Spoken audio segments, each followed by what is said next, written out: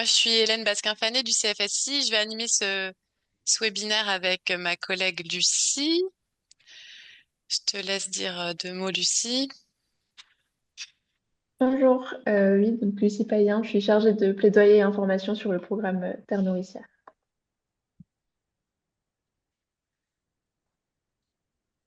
Alors, on va commencer doucement. Je vois qu'on est plus de 50 connectés. Donc, je vais introduire la présentation qui va suivre.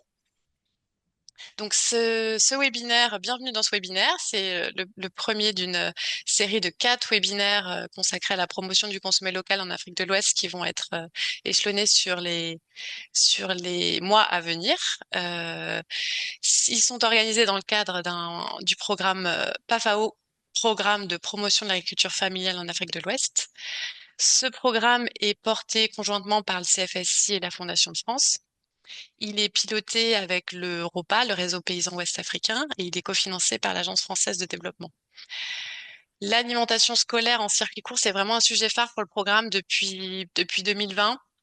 Il y a eu des dizaines de projets de cantines en circuit court sur les territoires qui ont été soutenus, même avant 2020, depuis 2015 plutôt. Et puis depuis 2020, depuis 2020-2021, le programme soutient aussi les échanges entre 4 pays, entre les organisations de 4 pays qui travaillent sur ce sujet-là. Ces échanges les renforcent en fait dans leur capacité d'influence des programmes d'alimentation scolaire de leurs pays respectifs. Et parmi ces organisations, on trouve en premier lieu les organisations paysannes.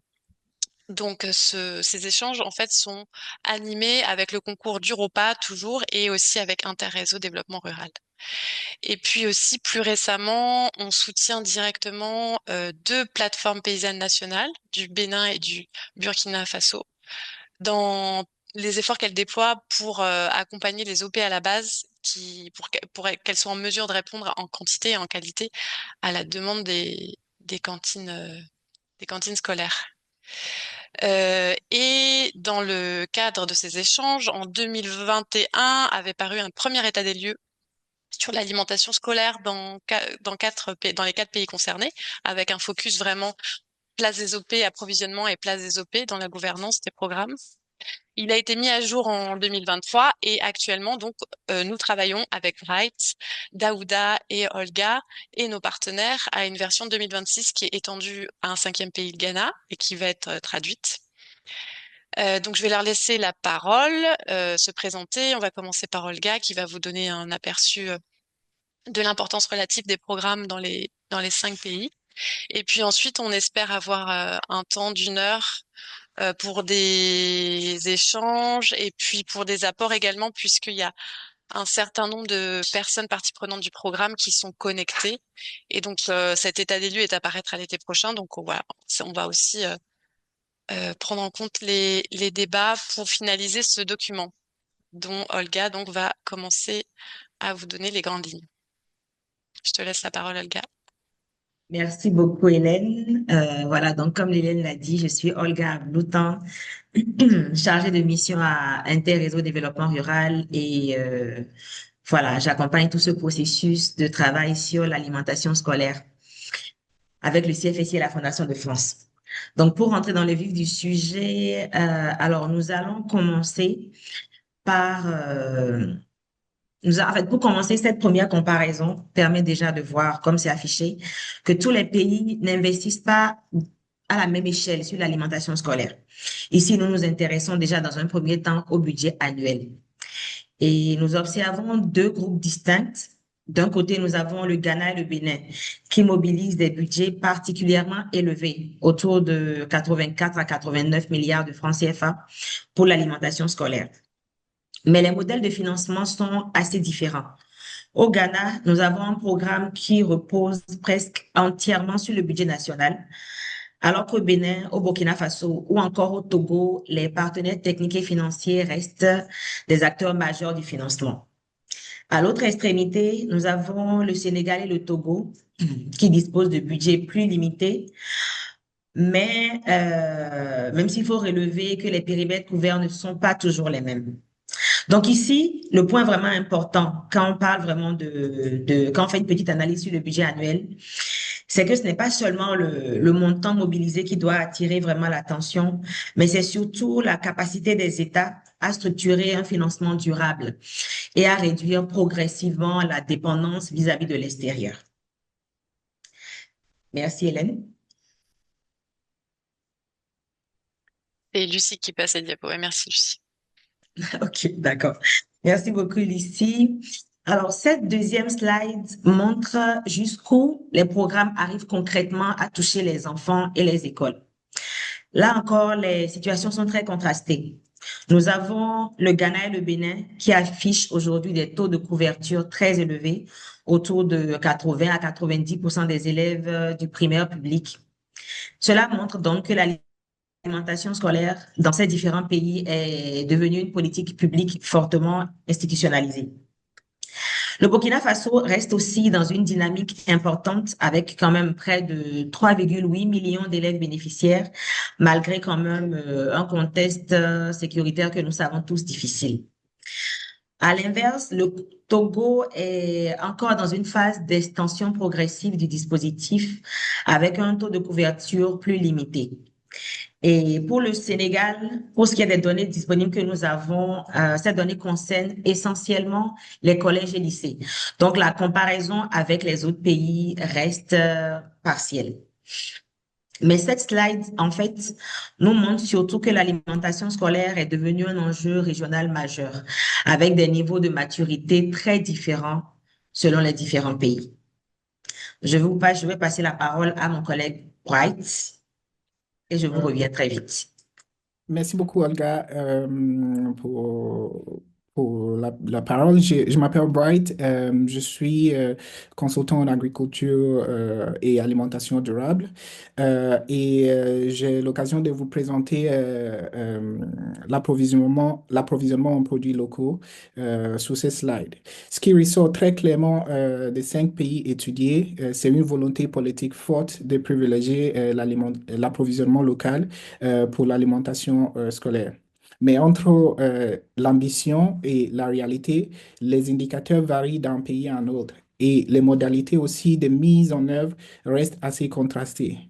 Si on prend par exemple le cas du Bénin, on observe une forte ambition actuellement en discussion dans le projet de loi sur l'alimentation scolaire, avec un objectif d'au moins 75% des denrées issues de la production locale.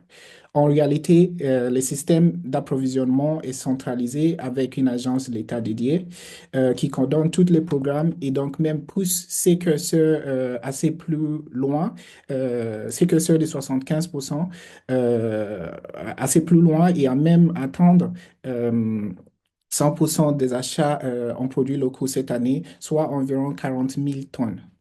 Si on passe du côté Burkina Faso, le système d'approvisionnement est passé d'un modèle décentralisé à un modèle centralisé en 2024, avec environ 95% des achats de produits locaux en 2025, qui fait l'approvisionnement en produits locaux une priorité politique majeure dans le pays. Du côté du Ghana, l'objectif est de réinvestir environ 80% du budget de l'alimentation scolaire dans les achats des produits locaux. Le pays a fait le choix de décentraliser les achats en les confiant principalement à des entrepreneurs privés, majoritairement des femmes, appelées caterers en anglais ou traiteurs en français. Ces acteurs sont principalement chargés de préparer un repas chaud par jour pour un élève et gèrent ainsi l'ensemble de la chaîne d'approvisionnement. Ils passent les commandes, les logistiques et aussi assurent la distribution des repas au niveau de l'école. Ces traiteurs approvisionnent principalement sur les marchés et ce qui freine les liens directs avec les agriculteurs. Au Sénégal, on est en pleine transition du programme d'alimentation scolaire et on voit que l'ambition de privilégier les produits locaux est au cœur de la réforme politique. Environ 70% des achats prévus chaque année d'ici 2035. Et en réalité, les systèmes de bons alimentaires gérés au niveau local restent largement les modèles dominants dans les nombreuses écoles.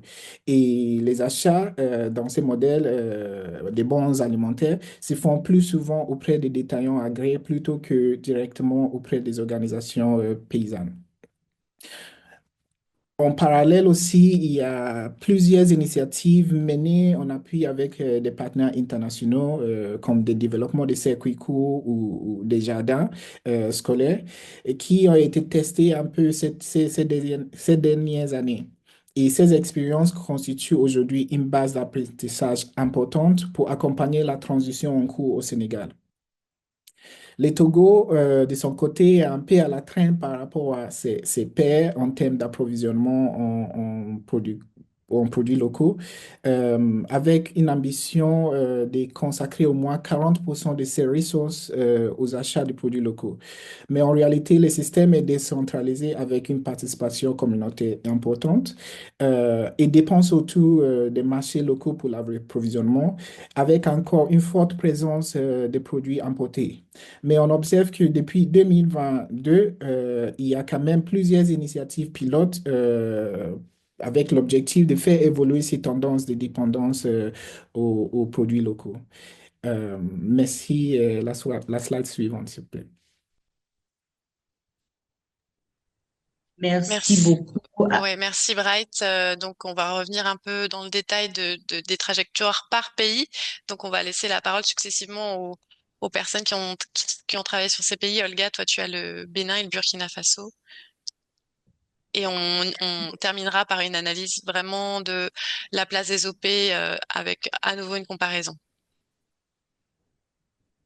Merci beaucoup, Hélène. Donc, effectivement, je vais revenir maintenant plus spécifiquement sur deux trajectoires nationales, le Bénin et le Burkina Faso, qui illustrent deux approches et deux contextes quand même assez différents de développement de l'alimentation scolaire. Alors, le cas du Bénin est intéressant parce qu'il montre une montée en puissance très rapide du programme national depuis 2017. Au départ, le PNACI, Programme national d'alimentation scolaire intégrée, était principalement piloté par le PAM, le Programme alimentaire mondial, avec un financement important de l'État, mais une forte assistance technique internationale. Puis, progressivement, on observe une reprise en main nationale de plus en plus affirmée. Une étape clé intervient en 2024 avec le transfert de la gestion vers une structure étatique appelée Agence nationale de l'alimentation et de la nutrition, ANAN, qui marque une véritable institutionnalisation du programme par l'État béninois. Mais ce qui distingue surtout aujourd'hui le Bénin au niveau régional, c'est la volonté de connecter alimentation scolaire et produits locaux.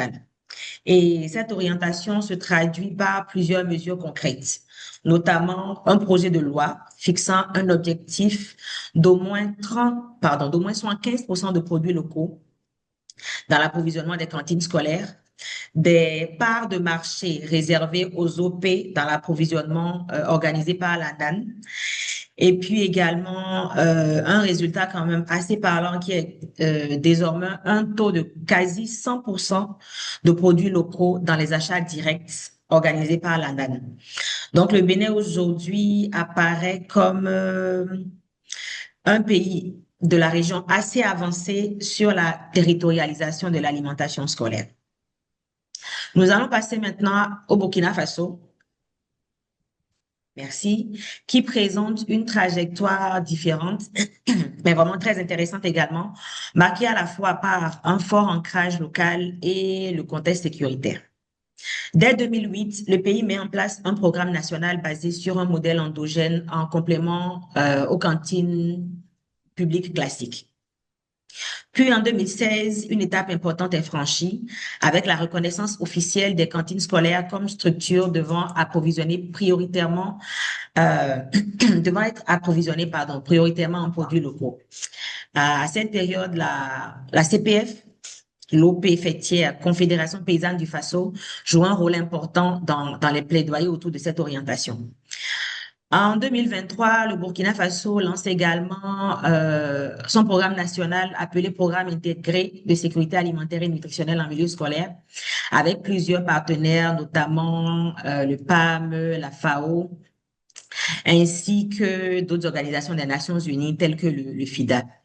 Mais le véritable tournant intervient en 2024 avec une recentralisation des achats via la Société nationale de gestion du stock de sécurité alimentaire, SONAGES. Et cette réforme marque une rupture avec l'ancien système de transfert aux communes. L'objectif ici est vraiment de pouvoir sécuriser les approvisionnements dans un contexte de crise sécuritaire et logistique. Et malgré les différents contextes, on observe quand même que le pays parvient à atteindre un taux d'environ soit 95% de produits locaux dans les livraisons, ce qui reste vraiment un résultat très, très, très significatif. Enfin, en 2026, on voit émerger une volonté de structuration plus forte du secteur avec la mise en place d'un cadre national de concertation entre la direction des allocations des moyens spécifiques aux structures éducatives, appelée la DAMSE, et la CPF, ainsi qu'un avant-projet de loi sur l'alimentation et la nutrition scolaire qui est actuellement en préparation.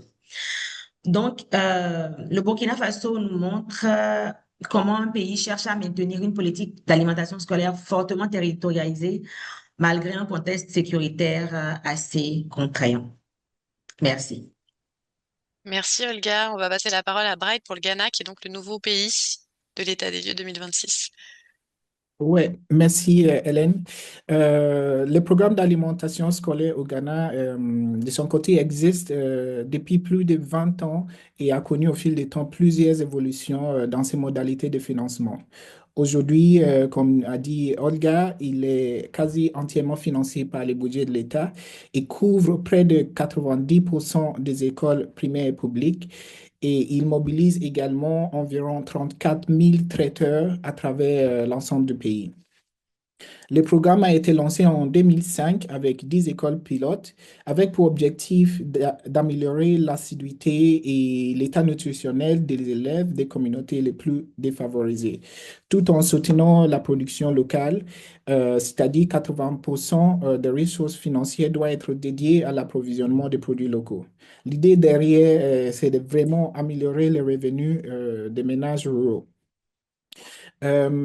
Au départ, l'État pilotait le programme avec un fort soutien des partenaires internationaux. Et puis, il a progressivement évolué vers un pilotage entièrement assuré par l'État, notamment sur les plans du financement. Dès le lancement, l'accent était surtout mis sur la scolarisation, alors que l'intégration des OP passait en second plan. Ça a permis une extension rapide du programme et avec environ 5 000 écoles couvertes 10 ans plus tard, 10 ans après son lancement, et a créé près de 20 000 emplois traiteurs dans la restauration scolaire. Plusieurs évaluations menées par les partenaires ont mis en évidence des difficultés parfois structurelles à la fois institutionnelles et opérationnelles, pardon. Et par exemple, une étude qui a été menée en 2021 sur le modèle des pilotes d'alimentation scolaire production locale, qui est un programme principalement mené par le PAM, le Programme Alimentation Mondiale, montre que seulement 10% des achats étaient réalisés auprès des organisations paysannes, contre 90% auprès des commerçants. Les difficultés s'expliquent principalement par des retards de paiement récurrents aux traiteurs qui affectent à la fois la qualité et la quantité des repas servis. Et surtout, le plus important, c'est qu'ils fragilisent aussi les relations entre les traiteurs et les OP. Le gouvernement, en 2025, a augmenté le budget consacré à l'alimentation scolaire. Cette décision s'est traduite par une hausse de 33% du financement de l'alimentation par rapport à 2024 et a entraîné aussi une augmentation du coût de repas par enfant. Cette augmentation du budget national représente une évolution les plus marquantes depuis le lancement du programme. Aujourd'hui, la couverture du programme a presque triplé par rapport à 2015 et en parallèle, on observe une évolution vers la numérisation, notamment dans le cadre de recrutement des traiteurs pour renforcer la transparence et aussi la redevabilité du programme. Euh, pour les perspectives, cette année, le gouvernement a lancé son agenda, Resetting Ghana Agenda, et avec l'idée derrière de renforcer le fonctionnement institutionnel et peut aussi servir en levier d'amélioration de l'accès des OP au programme national de l'alimentation scolaire au Ghana. Merci. Merci Bright. On va passer au Sénégal, je crois, avec Daouda qui va pouvoir se présenter. Je ne sais pas si tu as possibilité de mettre ta caméra, Daouda. Oh, bon, je pense que c'est pas nécessaire de la C'est pas caméra. nécessaire. Ok. Je vais faire Bon, comme tout en le tout monde. cas, on te laisse te présenter. Voilà, donc Daoudé Diagne, je suis docteur sociologue rural ouest-africain né au Sénégal. Slide. Euh, Concernant le Sénégal, euh, en termes de rappel historique, on ne va pas remonter, mais disons que la bascule s'est déroulée en 2009, slide, avec la création de la division des cantines scolaires. Parce qu'en fait, c'est le premier cadre administratif national pour piloter et coordonner le dispositif. Et cette division qui se trouve au sein du ministère de l'Éducation nationale a quelque part géré la trajectoire des cantines scolaires en s'appuyant notamment à partir de 2012 sur une politique agricole, une politique nationale d'alimentation scolaire qui a été élaborée et dans laquelle politique on reconnaît la cantine comme levier d'éducation, mais intégrant aussi bien la nutrition que le développement territorial.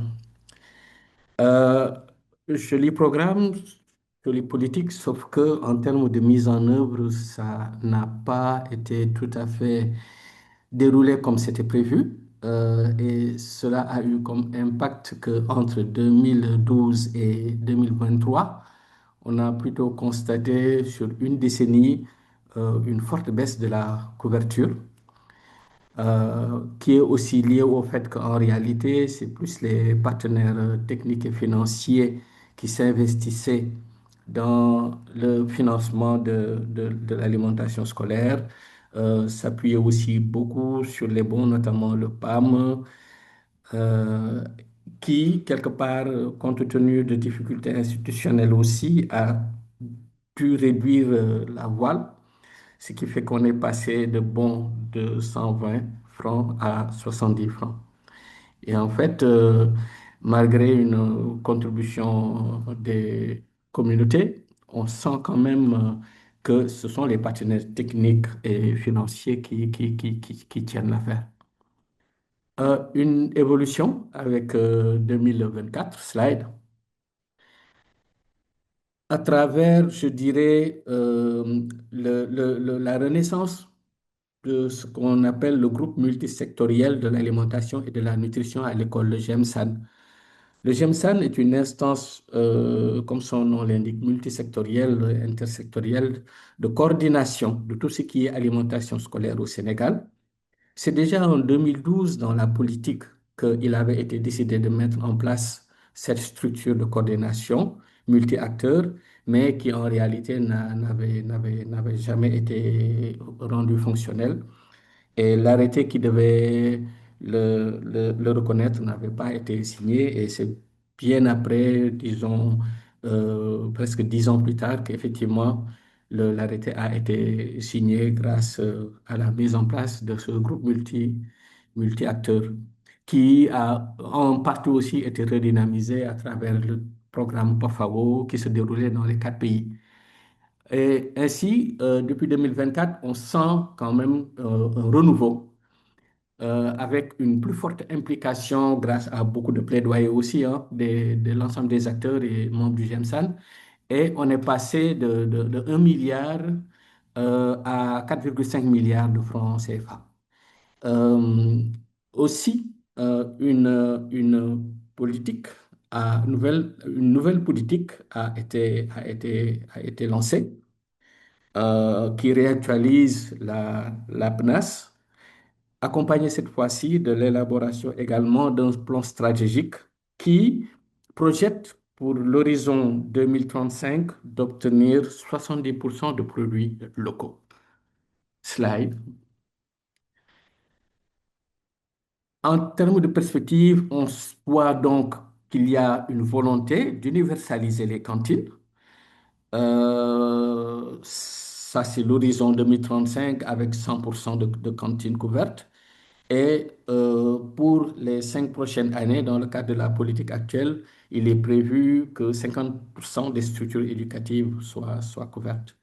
L'autre ambition, c'est vraiment d'opérationnaliser les achats locaux notamment avec cet objectif ambitieux de 70%, mais aussi accompagné par un renforcement des OP et une institutionnalisation du suivi par un système de suivi, ça, ce qui est au sein du ministère de l'Éducation nationale pour vraiment avoir une très bonne maîtrise non seulement des données, mais de l'évolution des indicateurs.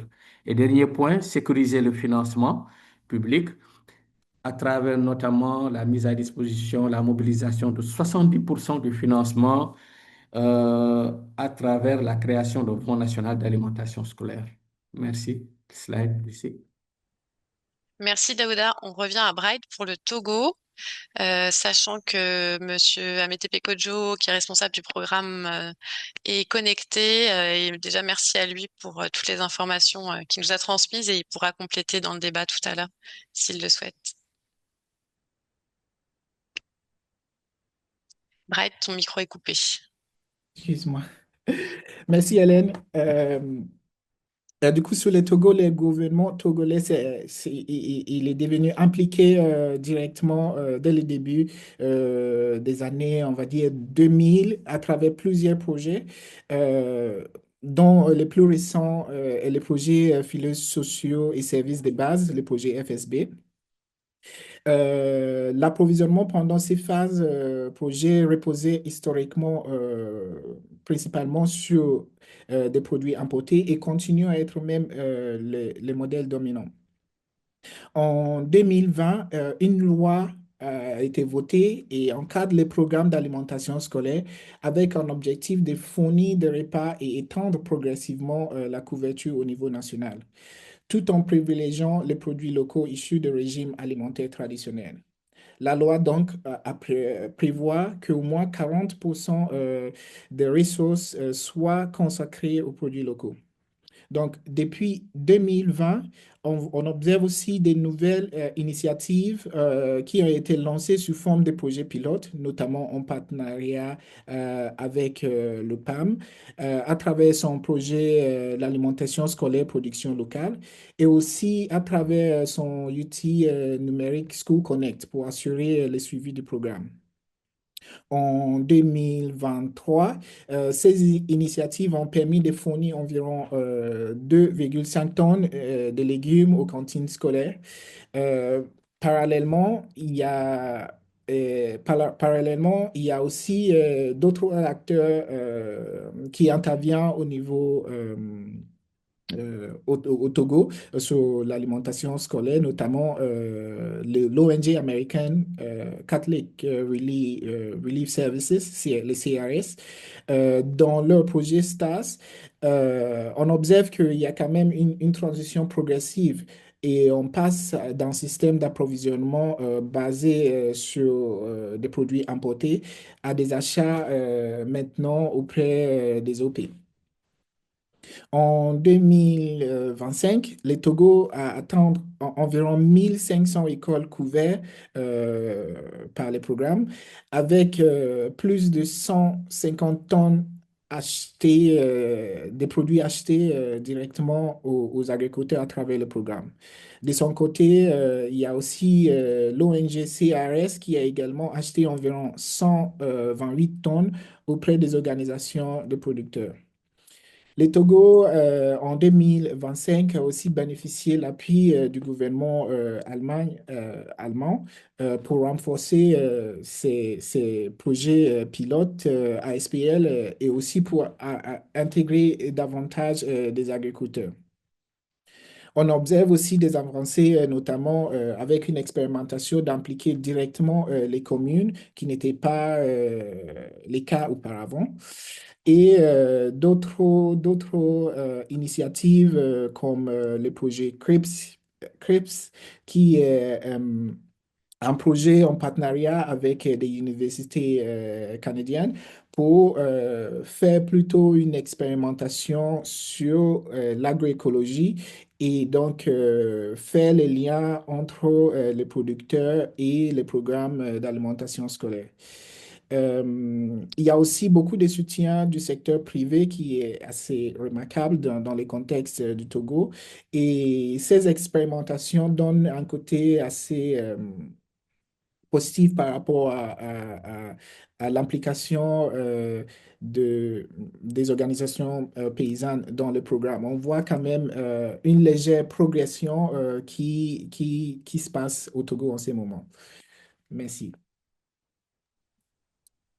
Merci Bright. Donc on repasse la parole à Daouda spécifiquement sur la place des OP dans les approvisionnements pour une comparaison entre les pays.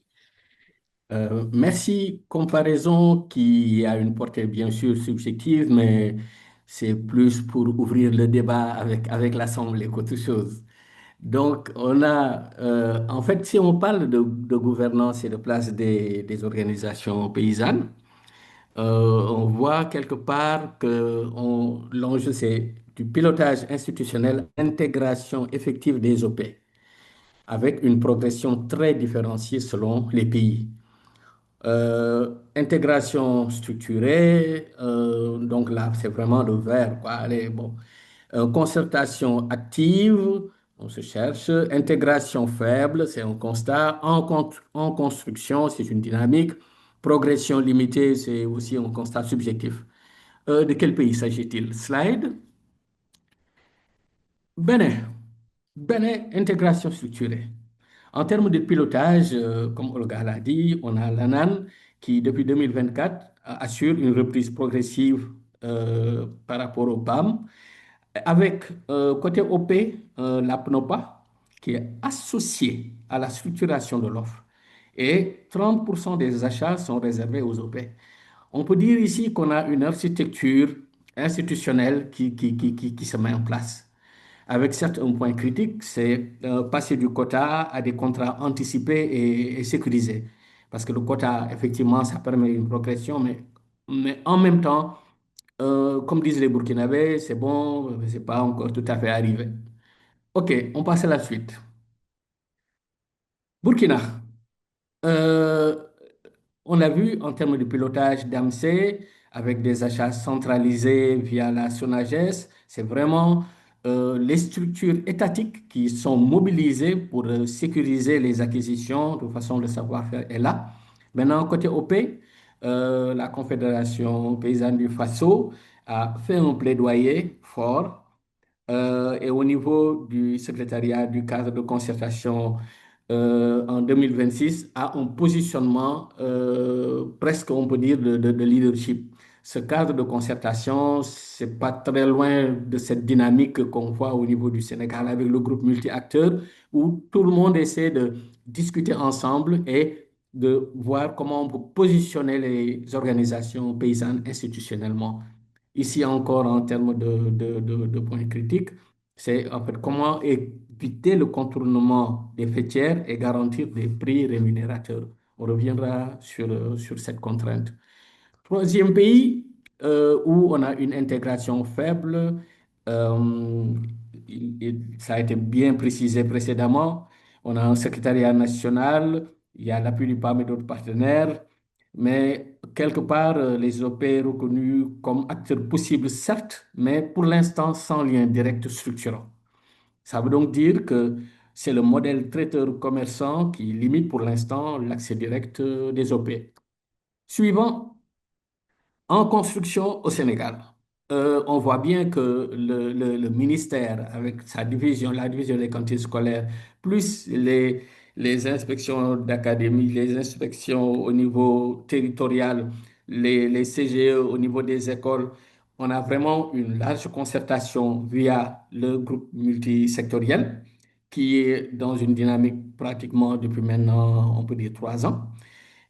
Cette dynamique permet de resituer les OP et de reconnaître leur place stratégique et comme partenaire, notamment dans l'orientation approvisionnement en produits locaux ASPL. Là encore, en termes de points critiques, comment transformer cette reconnaissance politique en mécanisme opérationnel d'achat? La question reste encore posée, même s'il y a des modèles qui permettent aujourd'hui de faire des projections pour une mise à l'échelle. Et last but not least, le Togo, où on a un pilotage avec l'ANADEP, une gestion communautaire très forte, les comités dans les écoles et tout, mais néanmoins, les OP restent encore marginales. On a certes une implication en hausse via les tests effectués notamment avec, excusez-moi, le CRS, mais leur place reste encore à définir. Ici encore, comme point critique, comment passer de projet pilote à un dispositif national vraiment stabilisé. Slide. Oui, la gouvernance devient décisive lorsqu'elle crée un accès réel des OP au marché des cantines, des règles, des contrats, des volumes, de la qualité et des paiements comme tout le monde le souhaite à temps et régulier.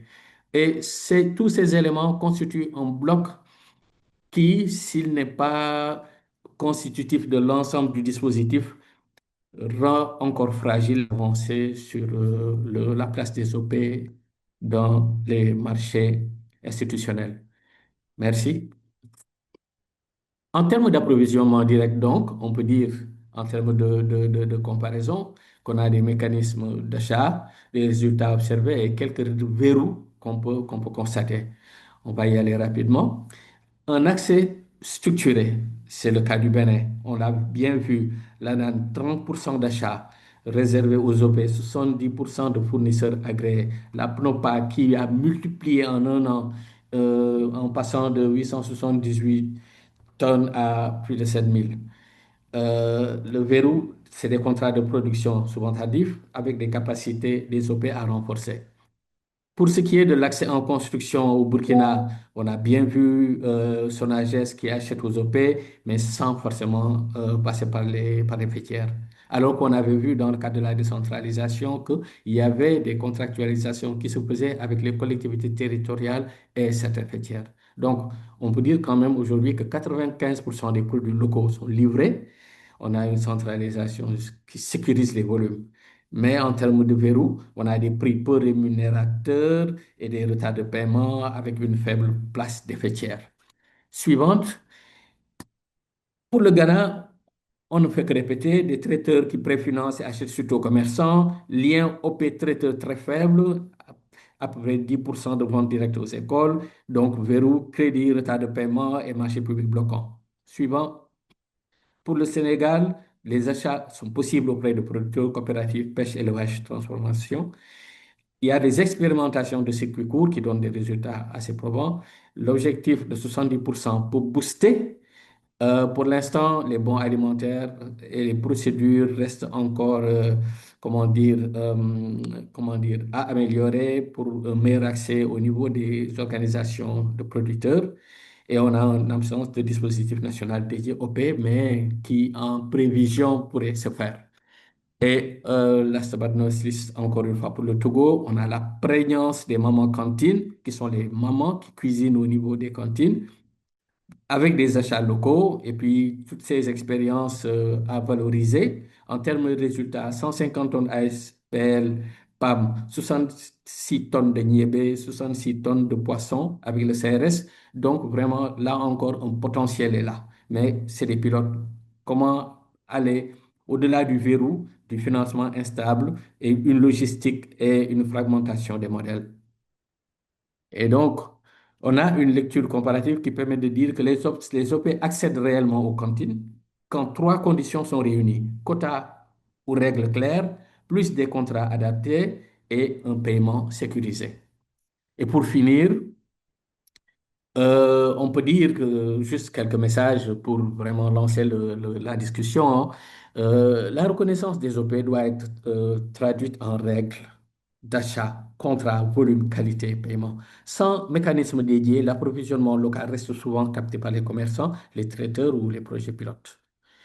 Un, oui, en termes de gouvernance, on a un organe national fort qui est nécessaire, mais qui est insuffisant s'il ne crée pas des espaces formels pour les OP et leurs fêtières. Deuxièmement, il faut des règles d'achat. Les quotas et réservations d'achat favorisent l'accès des OP lorsqu'ils sont traduits en lots, procédures et contrats adaptés. Troisièmement, les paiements et la qualité. Les retards de paiement, la qualité exigée et la logistique restent les principaux freins opérationnels pour les petits producteurs, mais si le renforcement est là, on peut avoir de l'espoir. Et enfin, les enjeux, la priorité, c'est vraiment des contrats anticipés, des prix rémunérateurs, un accès à l'information, contrôle qualité mutualisé et un suivi public des acteurs des achats locaux. Et donc, en petite conclusion, juste pour ouvrir le débat, l'enjeu n'est plus seulement d'acheter local, mais de faire des cantines un marché institutionnel prévisible pour les organisations paysannes, Inch'Allah, ou si nous le voulons nous-mêmes. Merci. Merci beaucoup, Daouda. On va pouvoir passer au débat. Il y avait une question d'Abdelmajid. Alors déjà, oui, si tout le monde peut bien mettre son nom et son organisation, ça va faciliter les prises de parole dans Zoom, se renommer bien dans Zoom. Comme on est assez nombreux, on est 78 connectés. Il y avait une première question d'Abdelmajid sur les denrées concernées. Donc, moi, je crois savoir pour les achats directs aux OP que les denrées les plus concernées sont le riz, le maïs, le niébé, avec Les- l'interprofession riz du Bénin qui est très mobilisée sur le sujet. Voilà. Donc, pour les cas spécifiques du Bénin et du Burkina Faso, on est sur le riz, le mil, le sorgho, le niébé, les huiles alimentaires et puis pour le Bénin spécifiquement, le sel.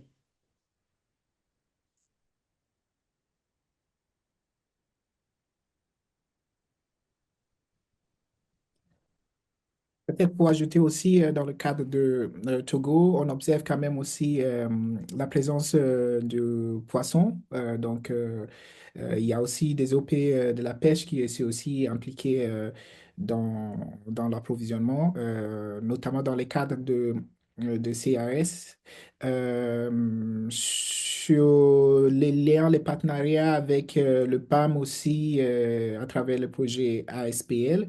On observe aussi quelques légumes qui issus de projets, les projets pilotes expérimentés, qu'il y a aussi la présence de quelques légumes qui est utilisée aussi dans la cuisine, dans la cuisine.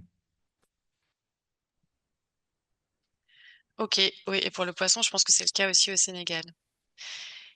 Et donc, dans le cas du Ghana, qui est nouveau, Bright, ce que je trouve assez frappant, c'est que même dans les cas des projets ASPL, donc basés sur la production locale en théorie, finalement, il n'y a que 10% des achats qui se font localement ou plutôt directement aux OP. Oui, C'est ça. Ça peut effectivement. être des produits locaux, mais achetés aux commerçants. Oui, effectivement. Oui, comme j'ai dit un peu dans la description, les Ghana est assez intéressant et j'ai bien précisé le fait que c'était un choix du gouvernement de fonctionner comme ça. Après plusieurs années d'expérimentation aussi sur des modèles différents. Euh, Ils ont choisi finalement d'externaliser le service d'approvisionnement à un acteur privé qui donc doit gérer tout en même temps. Et l'idée derrière, c'était plutôt d'assurer la continuité des repas servis au niveau de l'école et éviter les ruptures. Et donc, les traiteurs préfinancent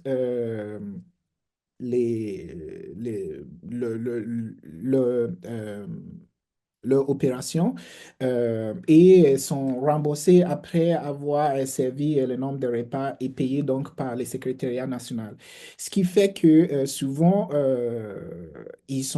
ils rentrent dans ces formats de crédit parce que vu qu'il doit aussi fournir les repas tout au long de l'année scolaire, ils sont obligés des fois, parfois, d'aller vers les acteurs, les fournisseurs qui donnent du coup un moyen souplesse dans le paiement. Et donc, pour aller vers des fournisseurs qui peuvent garantir, donner un certain niveau de crédit, qui n'est pas vraiment le cas pour les OP, parce que souvent, ils ont besoin les financements en avance pour leur production.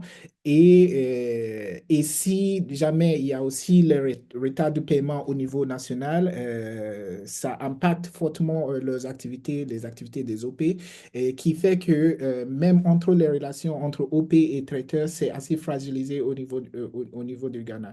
Et donc, l'expérimentation qui a été faite a montré qu'il y a quand même ces réticences du côté OP. Ils ont plus de confiance dans le système actuel au niveau du pays, principalement parce qu'il y a souvent des retards de paiement et ça a un peu fragilisé un peu ces relations et ces confiances de livrer en avance et d'être payé.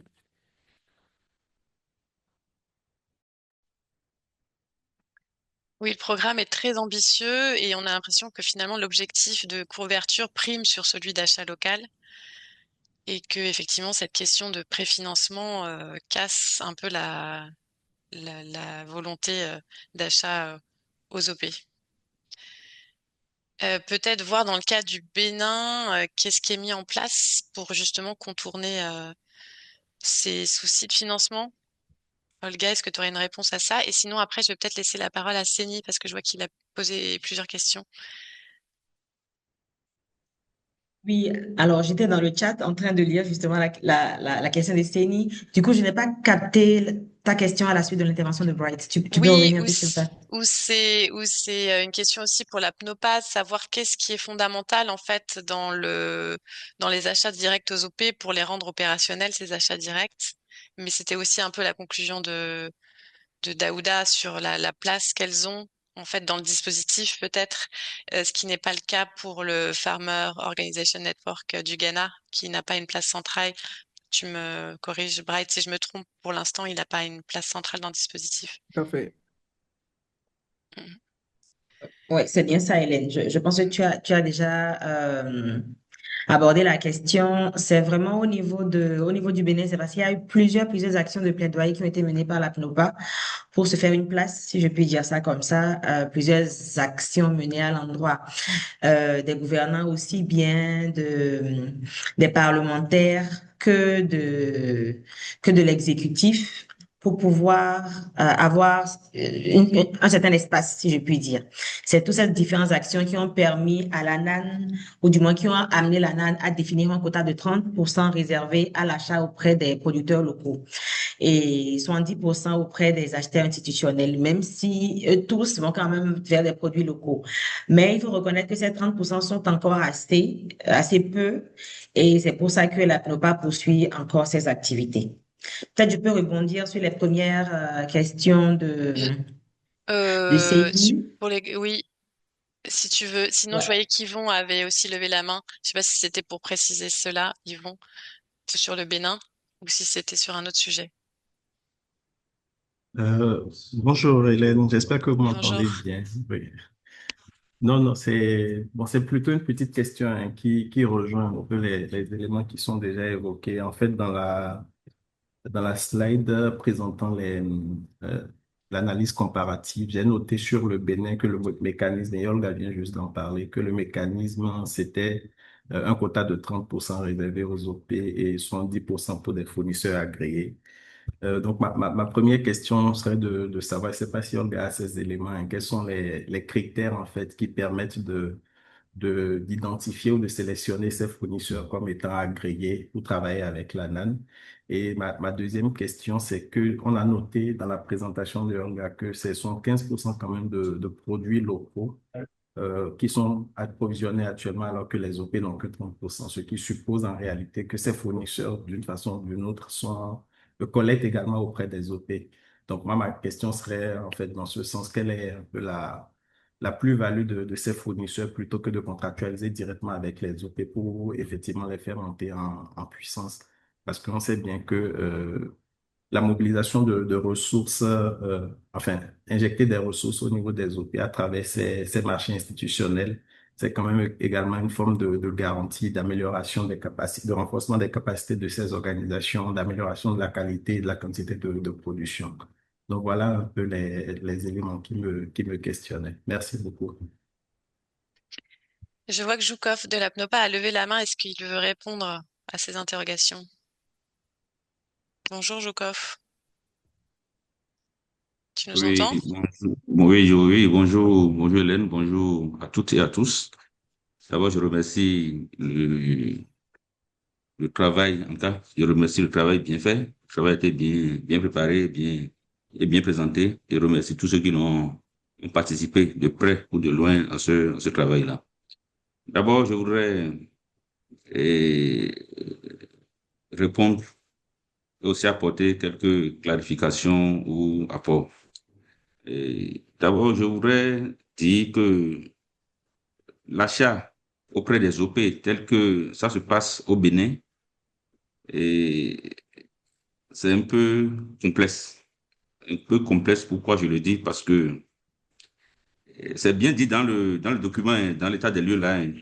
L'ANAM ne contractualise pas ou n'a pas un contrat de production avec les coopératives directement. C'est après la production et après que ces coopératives aient agrégé les différentes productions auprès des membres, que la NAN va maintenant vérifier la conformité et puis signe le contrat. Déjà, c'est conforme, c'est en ce moment qu'ils signent les contrats et maintenant les organisations là, ou bien les coopératives là, livrent les marchandises et les produits locaux. Or, ce n'est pas ça que nous, on souhaite forcément.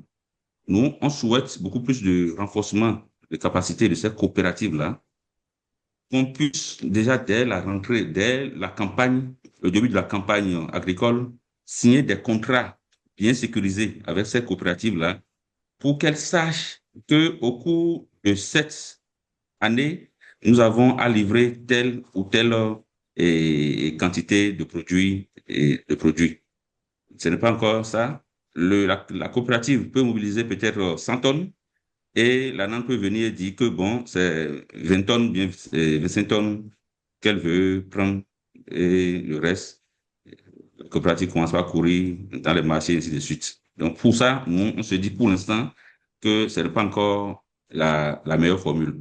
Pour ce qui est des commerçants, des commerçants ou bien des fournisseurs agréés, cette elles aussi, en fait, ils achètent aussi auprès des coopératives, mais le processus n'est pas forcément le même, puisque c'est pas passation de marché, en cas réglementaire tel que ça se passe normalement que ils le font. Mais toujours est-il qu'il y a la question de conformité, de normes qui surviennent toujours. Et je ne sais pas à leur niveau comment est-ce que ça se passe, puisque s'ils achètent auprès des coopératives, c'est sûr que tout le processus qui se mène au niveau de ces coopératives-là, le même processus se fait au niveau de ces distributeurs ou bien fournisseurs agréés. Et donc, je ne sais pas comment ça se passe normalement. Ce que nous, on a dit dans notre position, c'est que il va falloir, les producteurs réunis au sein de la PNUPA avaient, dans leur note de position, souhaité eux-mêmes financer une partie des campagnes et de l'alimentation scolaire de leurs enfants. Donc, si la PNUPA, tel qu'on le souhaite, était directement associée à ces différents achats, la PNUPA et ses fêtières, à travers les coopératives, tout ça là, je pense que la structuration serait autre chose, serait mieux que tel que ça se fait maintenant. Tel que ça se passe actuellement, c'est que ça, c'est pas encore ce que nous voulons réellement. Et le travail continue, le plaidoyer continue au niveau de la PNUPA pour que la PNUPA soit membre intégrant ou bien soit dans le comité de pilotage de ce programme-là pour intervenir ou agir sur certains principes par rapport aux achats liés aux produits locaux auprès de ses membres. Donc, nous continuons. Maintenant, l'autre chose, c'est que l'introduction des protéines animales dans l'alimentation des enfants est une question également qui préoccupe la CNOPA au plus haut niveau. Et donc, nous continuons toujours le plaidoyer auprès de nos autorités pour qu'on introduise réellement tout ce qui est protéines animales et même végétales, protéines animales surtout, dans l'alimentation de nos enfants, de nos élèves, et pour que ça soit plus ou moins équilibré. Donc voilà ce que je voudrais dire pour l'instant. Merci beaucoup. Merci, Joukov. Je vois une question très proche du sujet évoqué d'Adama Doumundi qui demande pourquoi est-ce que les pays privilégient les achats directs auprès des OP à la base plutôt que de passer par leurs fêtières? Allô? Oui. Je n'ai pas bien écouté le truc là. Faut reprendre? Pourquoi les fêtières d'organisations paysannes sont mal impliquées généralement?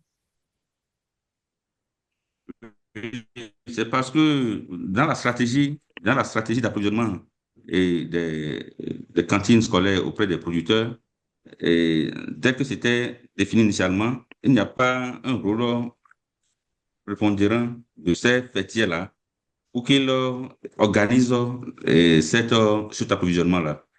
Donc, nous avions fait plusieurs fois cette recommandation-là lors de nos séances avec les autorités, mais jusque-là, ça n'a pas encore porté, ça n'a pas encore pris. Donc, c'est ça. Ils vont directement auprès des coopératives à la base et ils font les achats directement. Donc, la CNOPA et les fêtières essaient d'organiser ces fêtières-là pour que l'offre soit beaucoup plus et mieux orientée et pour qu'il n'y ait pas beaucoup de rejet lorsqu'il y a des mesures de, de normes et consorts, qu'il n'y a pas beaucoup de rejet. Donc, on se limite là pour l'instant. Mais lorsque les fêtiers vont vraiment être impliqués, lorsque la CNOPA serait vraiment impliquée, serait au cœur de ce processus-là, nous pensons qu'il y aura beaucoup de choses qui vont changer et même l'ANAN va constater qu'il y a beaucoup d'améliorations par rapport à cet approvisionnement-là auprès de ces coopératives.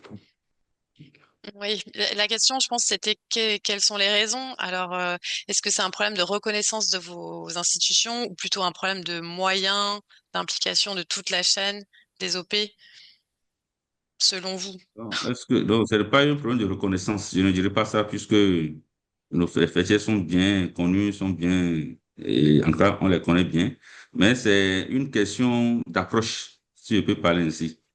Pour l'instant, ils ont voulu expérimenter directement avec les fêtiers à la base. Et nous, on continue de faire le plaidoyer pour que on restabilise les fêtières au niveau national pour ces affaires-là. Donc, je ne dirais pas, c'est une question d'approche. Ce n'est pas une question de reconnaissance, non, ce n'est pas ça. Les OP sont très bien reconnus au Bénin et sont dans leur rôle.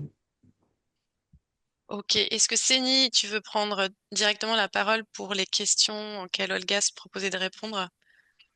pour que tout le monde les ait en tête. C'est Ok, du allô, GRDR. Hélène? Oui, oui, on Hélène, t'entend bien. vous Ouais, m'entendez? Ok, ouais. merci beaucoup. Et félicitations au présentateur pour le travail fourni.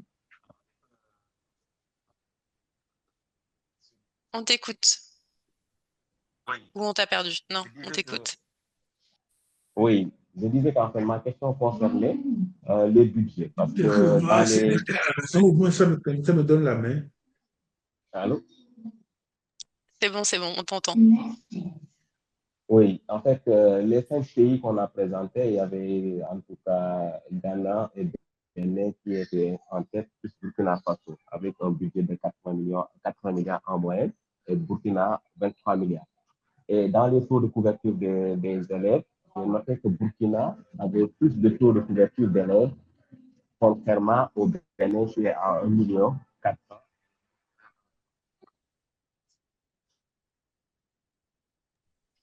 Ok, on te reçoit pas très bien saigné, mais donc je crois qu'Olga avait bien saisi ta Allô? question sur le comparatif entre les budgets et les taux de couverture. Oui, c'est bien ça. Effectivement, la différence est assez frappante. Allô? Oui, on t'entend, Olga. D'accord, ok, merci beaucoup. Donc, je disais que la différence est effectivement assez frappante et donc nous-mêmes, nous nous sommes intéressés à expliquer pourquoi cette différence. Et c'est parce qu'en fait, au niveau du Bénin, vu que surtout depuis 2024, le pays est dans toute une restructuration de la gestion des cantines scolaires avec l'institutionnalisation, il y a beaucoup d'investissements en termes d'infrastructures qui se font. Et donc, toute cette ressource mobilisée pour les cantines scolaires englobe également les dépenses d'investissement. Construction de magasins ici, équipement de cantines scolaires dans telle ou telle autre école. Et c'est pour cela que la différence est aussi grande. À l'inverse, au niveau du Burkina, cette ressource mobilisée est vraiment beaucoup plus pour l'achat des vivres et les renforcements de capacités, beaucoup moins pour les constructions d'infrastructures. Et c'est ce qui explique cet écart. Ok, merci Olga. Il y avait Anne Bichard, je pense de l'IRAM, qui avait une question sur la qualité, sur les exigences de qualité. Si quelqu'un peut donner un exemple concret d'exigence qualité difficile à satisfaire et les actions pour y remédier. Est-ce que quelqu'un a un exemple concret?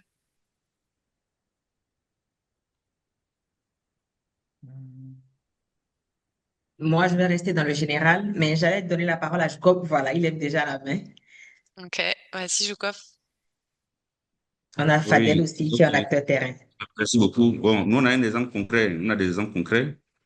Et je vais, tel que j'ai dit tantôt, au fait, s'il y avait un contrat ferme dès le départ, c'est sûr que dans ce contrat-là, on doit spécifier les spécifications en cas de chaque produit, ce qui n'est pas le cas. Je donne l'exemple que les femmes tueuses des collines ont eu il y a un moment, où le PAM, c'était le PAM qui pilotait en ce moment le PNEXI, a fait des commandes. Et les dames se sont mobilisées et sont allées faire des prêts auprès d'une institution financière de la place et ont mis en place le riz étuvé. C'est le riz étuvé. Quand le PAM est revenu pour tester le riz, pour voir la qualité de tout ça là, c'est là où qu'elle s'en rend compte que le riz qui est demandé n'était pas le riz étuvé, mais le riz blanc. Alors qu'au départ, ce n'était pas spécifié quelque part où on a demandé à cette dame-là de dire, OK, c'est le riz blanc qu'on veut, voilà ce qu'on veut, voilà la longueur, le riz blanc, le grain long, ainsi de suite. Rien n'a été spécifié dès le départ. Donc, les dames se sont échirnées, elles ont pris de près tout ça là, près de 60 millions. C'est une coopérative de femmes. Et malheureusement, le pas n'a pas pris le riz étuvé là. Donc, c'est resté sous leurs mains et elles ont commencé par chercher le preneur.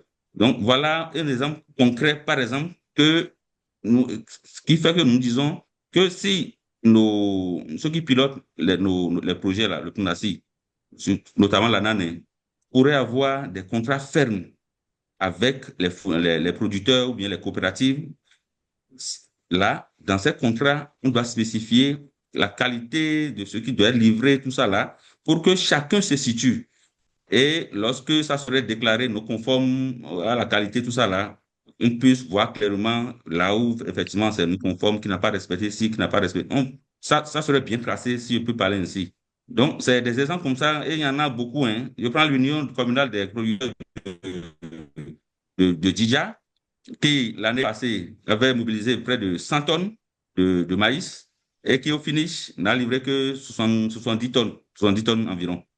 Parce que ce que la NAN voulait avoir, c'est qu'il y a d'autres coopératives ailleurs qui ont pu mobiliser ça et puis ils sont allés vers ces coopératives, ainsi de suite. Donc, si c'était bien dit auparavant, en cas d'avance, je pense que cette situation-là ne serait pas survenue et puis chacun serait dans son rôle et allait travailler normalement comme cela se doit. Donc, c'est des cas qui arrivent souvent et nous pensons que avec le plaidoyer toujours, hein, c'est le plaidoyer, c'est le dialogue qui va faire que nous allons un jour finir avec tout ça là et aller vers les contrats fermes, des contrats. On n'a même pas de contrat plan. Dans notre position, on n'a pas de contrat plan sur plusieurs années, sur plusieurs campagnes agricoles et ainsi de suite. Voilà, merci Ok, beaucoup. merci Joukov. Oui, le cas que tu cites est assez frappant puisque là, c'est même la qualité qui était surpassée. Les femmes ont transformé le riz pour faire du riz étuvé avec une meilleure qualité nutritionnelle et finalement, c'était du riz blanc qui était souhaité. Est-ce que je voyais qu'LHJ Ouais, d'AVSF avait levé la main? Est-ce que c'était sur le même sujet? Je te oui, passe effectivement. la parole. Ouais. Bonjour, merci à toutes et à tous. Hein. Merci pour cette présentation. Merci CFSI pour l'organisation de ce webinaire. En fait, moi, j'avais juste un exemple par rapport. C'est toujours dans le cadre du riz, hein. Parce que nous, au niveau d'AVSF, on a un programme sur les cantines scolaires. Bon, moi, je suis plus au sud du Sénégal, alors que la production risicole majeure de qualité plus structurée s'organise un petit peu au nord. Au sud, il y a une production, mais bon, en fait, la qualité ou bien la structuration reste assez faible. Donc, dans le cadre de nos programmes cantines, nous avons essayé de tout faire pour choisir une organisation de producteurs au niveau local qui a la capacité de transformer le riz en riz blanc pour qu'on puisse l'utiliser dans les achats et le livrer au niveau des cantines.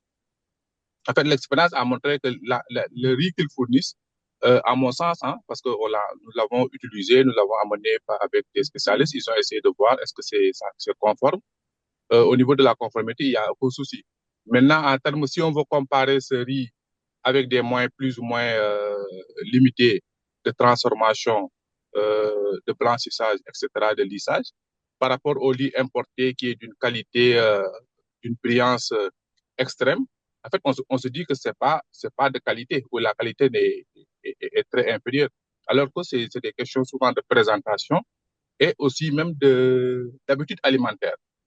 Parce que les gens ont consommé aussi du riz brisé, importé, qui date on ne sait pas de combien d'années, pendant tellement de temps qu'ils sont habitués à utiliser ce riz avec les modes de cuisson. Donc, avec un riz qui a moins d'un an d'âge, avec son taux d'humidité, les éléments de cuisson restent un petit peu différents. Ce qui fait que donc rapidement, les gens se disent non, ce riz n'est pas de qualité, ce riz n'est pas de qualité, alors qu'il y a une éducation peut-être nutritionnelle, une éducation dans le mode de préparation qu'il faille faire ou même refaire pour que les gens puissent adopter un peu plus ces produits en fait qu'on utilise, les produits locaux ou les autres qu'on va essayer d'avoir avec les organisations de producteurs. Donc notre travail, je pense qu'on doit aussi le focaliser davantage sur l'amélioration de la qualité, du conditionnement, de l'organisation de ces organisations de producteurs.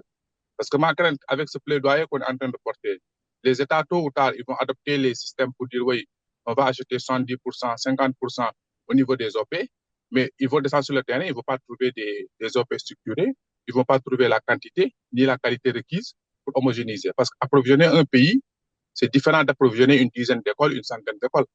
C'est des échelles très différentes, d'où la nécessité d'avoir des produits de qualité plus ou moins homogénéisés pour pouvoir répondre à ces demandes. En tout cas, merci à toutes et à tous et Je salue encore l'Assemblée et vous remercie.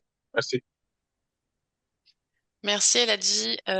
Peut-être pourra y avoir une réponse avec le cas du Burkina Faso où les achats locaux sont très anciens sur comment est-ce que on passe à l'échelle sur la qualité.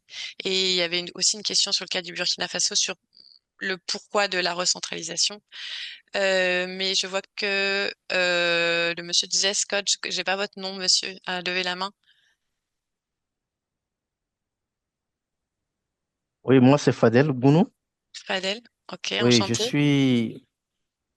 c'est un plaisir de participer à ces échanges. Je suis le représentant de GESCODE au Bénin, à Parakou. GESCODE qui est la région Grand Est, Solidarité et Coopération pour le développement. Je suis très intéressé du fait du lien qu'il y a entre nos actions que nous menons, notamment dans le renforcement des capacités des OPA et des femmes, notamment sur les programmes comme Agriculture, les programmes Égalité Femmes. Et je voudrais rebondir tout de suite par rapport à la question qui est en cours, liée à la qualité. En tant qu'homme terrain, par ricochet, je dis bonjour à Olga, voilà, pour avoir fait assez de combats ensemble. Je pense que les questions de spécificité aussi doivent être orientées, tel qu'il a dit, l'homme de l'OPA, doit être orienté sur la définition claire des spécificités techniques des produits à mettre à disposition. Vous avez vu le modèle, le programme, c'est un programme agriculture familiale. Et l'agriculture familiale basée sur le CEF a défini dans sa mise en œuvre les stratégies pour permettre d'avoir des OPA, c'est-à-dire des organisations beaucoup plus renforcées en termes d'agriculture contractuelle, etc.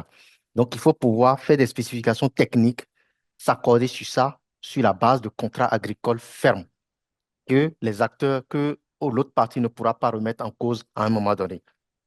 Deuxième chose, ce qui se fait également au Bénin, c'est orienter peut-être ces productions vers des spécificités telles que l'agroécologie, donc avec une production beaucoup plus responsable, ou des productions basées sur des systèmes géographiques particuliers, notamment des zones reconnues où il y a un potentiel en termes de production qui ne va pas sortir du principe global que le partenaire voudrait. La troisième chose, la dimension environnementale également, c'est non seulement de suivre la traçabilité de ces produits à travers le renforcement des capacités. Et ça peut se faire avec des organisations comme nous, comme GESCODE, qui accompagnent les acteurs dans la coopération décentralisée, où l'État, tel que j'ai vu, c'est bien structuré au niveau de l'État béninois. L'État met son dispositif, mais profite des finances, des activités que nous menons au niveau des acteurs à la base pour renforcer leurs capacités vers des spécificités techniques des produits qu'ils veulent, vers l'orientation environnementale, notamment l'agroécologie et d'autres orientations pour permettre d'avoir des produits de qualité à mettre à la disposition des cantines scolaires. Voilà un peu ce que je voulais partager avec vous pour le moment. J'ai beaucoup de questions, mais je reste un peu attentif. Voilà. Merci. Ok, merci beaucoup. Oui, donc il y a beaucoup de questions. Donc effectivement, peut-être, comme je disais, revenir un peu sur le cas du Burkina Faso. Il y a aussi des questions sur l'équilibre nutritionnel dans les pays, si vous voulez revenir sur qui contrôle ça ou pas dans chacun des pays. Qu'est-ce qu'il y a d'autre comme question aussi? Ben, il y a une question peut-être adressée à METP au Togo sur quels sont les produits importés qui restent au menu des cantines et qu'est-ce qui est fait pour, euh, pour les remplacer. Et puis, en lien avec l'équilibre nutritionnel aussi, il y a les cas d'introduction du poisson dans les menus. Comment est-ce que ça a été possible? Je pense que c'est dans le cas d'expérience pilote plutôt. Euh, donc, je ne sais pas, est-ce que quelqu'un veut déjà parler du cas du Burkina Faso, expliquer pourquoi ça a été recentralisé? Olga ou quelqu'un d'autre qui serait connecté du Burkina? Olga, ton micro est coupé. Désolée, mon micro est coupé. Alors oui, oui, tout à fait. C'est vraiment deux raisons fondamentales qui ont justifié cette recentralisation de la gestion des cantines scolaires au niveau du Burkina Faso. Le premier élément, enfin, la première raison du recentrage, c'est vraiment de pouvoir sécuriser la régularité des livraisons. Parce que le système de transfert aux communes qui existait préalablement créait vraiment une trop longue chaîne, une longue chaîne qui était trop peu contrôlée. On avait les communes qui recevaient les ressources financières et qui contractualisaient avec les prestataires, qui recevaient les vivres et qui les transféraient maintenant vers les écoles. Donc, trop de maillons, trop de risques de défaillance. Il y avait des cas où, par exemple, les premiers vivres arrivaient à un mois de mai, alors que nous savons tous que l'année scolaire s'achève au plus grand tard en juin. Donc, ils ont voulu corriger cela. Il y a également la question du contrôle qualité et des quantités. Parce que dans le système précédent, les appels d'offres étaient lancés directement par les communes et ciblaient surtout les entreprises commerciales, ce qui ne garantissait pas forcément l'origine des produits.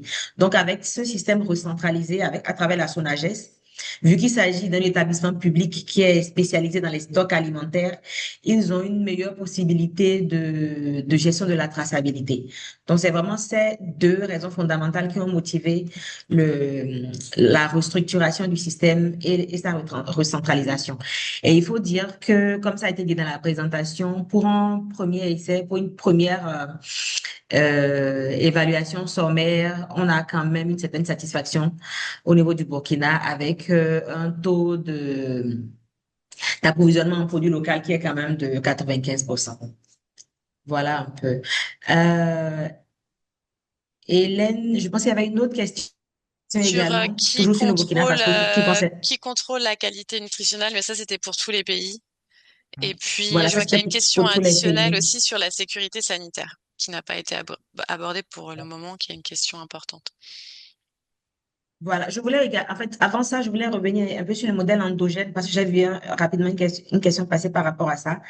Et comme c'est quand même un cas assez spécifique au niveau du Burkina Faso, voilà, je voudrais adresser cette question.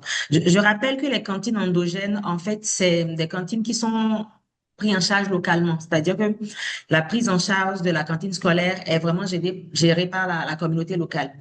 L'approvisionnement en vivres, la préparation des repas. Et donc, la question était de savoir est-ce que ce serait un modèle qui peut être recommandé ailleurs? Et moi, je dirais personnellement que oui, parce que j'ai trouvé ça vraiment très intéressant. C'est un modèle qui arrive à survivre sans appui du gouvernement ou des partenaires.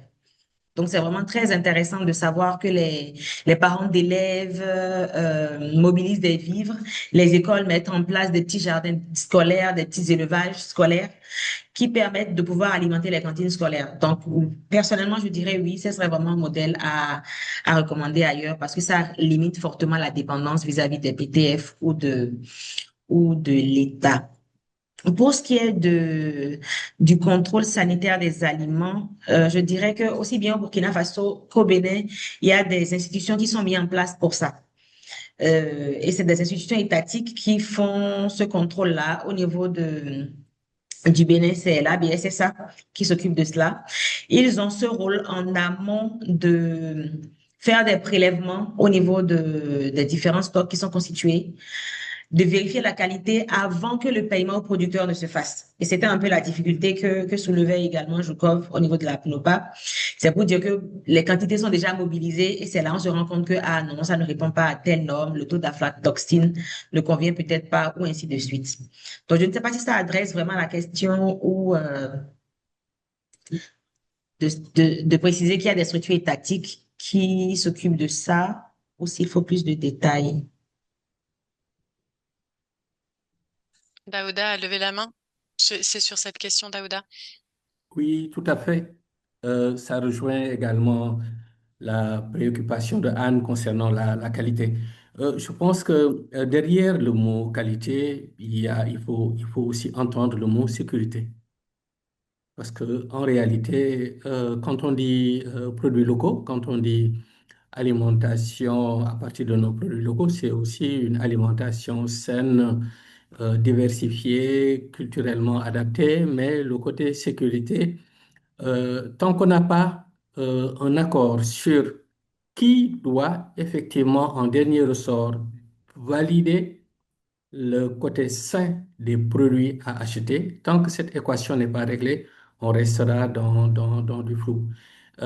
C'est peut-être pour ça ce constat qui a été fait sur le Burkina, sur le Bénin, le Togo également, par rapport à tout ce qui est aflatoxine et autres. En termes de freins, c'est cela qui a poussé ici au niveau du Sénégal que les acteurs du GEMSAN réfléchissent à un link avec le Conseil national de développement de la nutrition, qui est une structure qui a pour fonction justement de mettre le doigt sur cette question de la qualité et qui est directement rattachée à la primature. Donc, la politique actuelle, aussi bien le plan stratégique que d'ailleurs la loi qui est en cours d'élaboration, il y a effectivement un effort qui est fait pour voir comment faire de telle sorte qu'il y ait des plans territoriaux qui permettent à l'échelle des territoires de pouvoir justement clarifier tous ces éléments en termes de rigueur, de vérification de la qualité. Et si ça se fait en lien avec les OP, effectivement, on commence à répondre à effectivement ce besoin de clarification des éléments constituants de ce qu'on appelle l'agriculture contractuelle, tout simplement. Et c'est ça qui peut permettre de garantir et la qualité, et la quantité, et la durabilité. Merci. Ça rejoint un peu une question de Dominique dans le chat, de Dominique Doumundi, qui pose la question de la place des collectivités territoriales.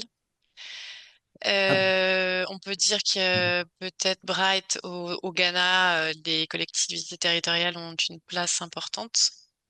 Oui, effectivement, et je vais aussi profiter en même temps de parler de la question du repas équilibré pour répondre à ces questions en même temps.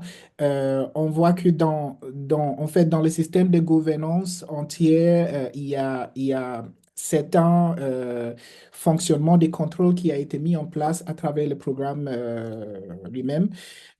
Et au niveau local, au niveau des cantons au Ghana, c'est eux qui définissent un peu les menus qui doivent être utilisés pour cuisiner. Et du coup, c'est un menu qui a été défini en concertation aussi avec plusieurs acteurs.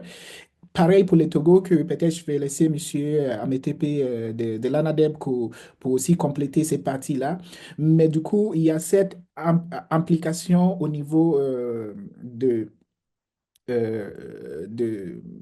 cantons qui est assez important pour à la fois aussi vérifier que les plats servis par les traiteurs au Ghana sont des quantités bien définies selon les cahiers des charges et le menu défini par les cantons, et aussi vérifier sur certains aspects de qualité. Il y a un aspect au niveau de l'école même, de un groupe qui fonctionne euh, comme des services de contrôle, et ce groupe est composé principalement des enseignants et aussi parfois des parents des élèves qui doivent regarder ces aspects de repas équilibrés, mais aussi si les repas servis conformes aux normes qui ont été définies par les cantons. Sur le parti Togo, c'est assez, enfin, c'est similaire, mais aussi dans la pratique, c'est assez différent. C'est que Anadeb aussi a certains agents sur le terrain qui suivent aussi les programmes, même s'ils ne sont pas présents pour décider, c'est les communautés qui décident en fait les fonctionnements. Le menu aussi est défini même à travers les lois cadres sur quels sont les ingrédients ou qui doit être présent sur le plan nutritionnel, par exemple. Et je peut-être laisse la parole à M. Ametepe, qui je vois que les mains est levée pour aussi compléter sur la partie Togo.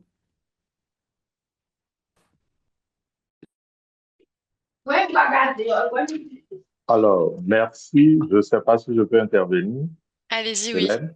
Oui, on Alors, vous écoute. oui, merci beaucoup, hein, merci déjà pour tout le travail qui a été fait. C'est déjà très formidable de rassembler toutes ces bonnes pratiques-là et de les partager avec tous ces acteurs-là qui sont vraiment intéressés par ce qui se passe dans les autres pays de la sous-région.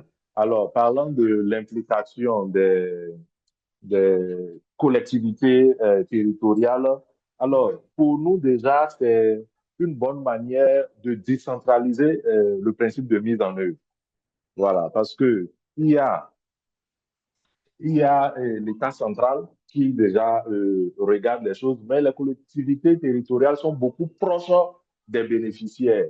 Ils comprennent mieux les spécificités des bénéficiaires et c'est aussi un processus pour la pérennisation parce que ça permet également à ces entités-là de mobiliser des ressources internes à leur niveau pour également participer à la mise en œuvre du programme. Donc, spécifiquement, quand vous prenez par exemple ce que on essaie de faire avec l'expérience pilote au Togo du transfert, les collectivités locales donc, mettent en place des équipes pour le suivi de proximité, donc quotidiennement ces acteurs-là sont sur le terrain pour regarder ce qui se passe, pour s'assurer de la conformité de ce qui se passe.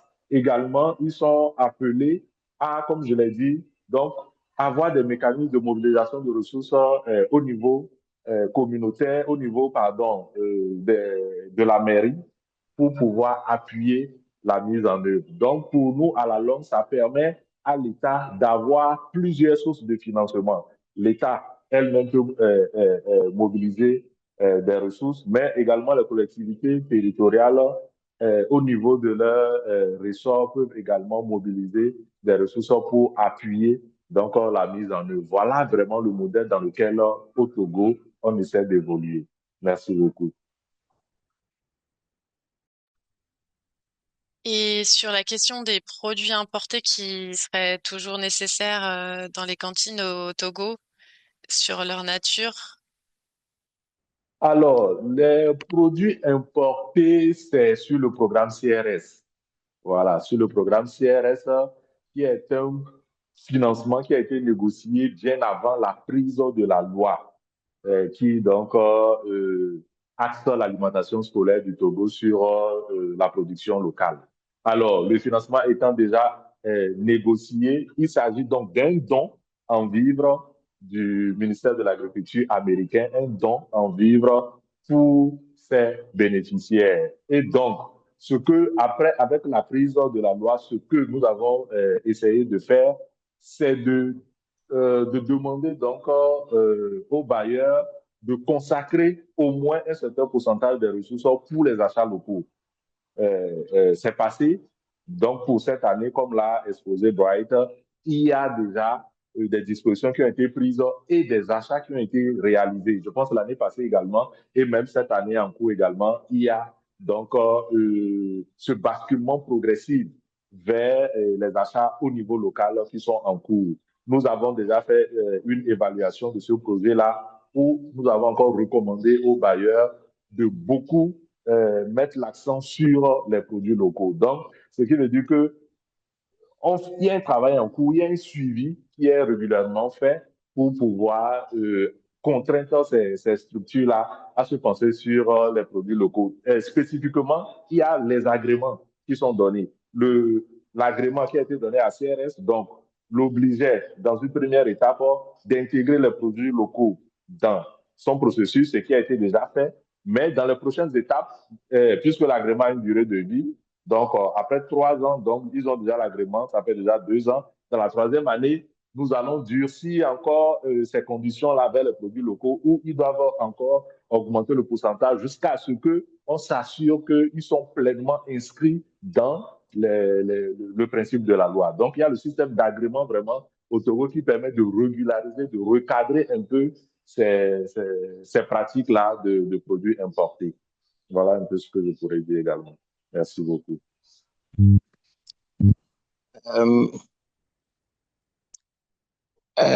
S'il vous plaît, bonjour Monsieur Ametepe, bonjour Hélène. S'il vous plaît, excusez-moi. Merci Ametepe pour la réponse. Je voudrais savoir, à l'état actuel, quels sont les produits importés que vous utilisez encore pour le moment, à l'état actuel? Merci.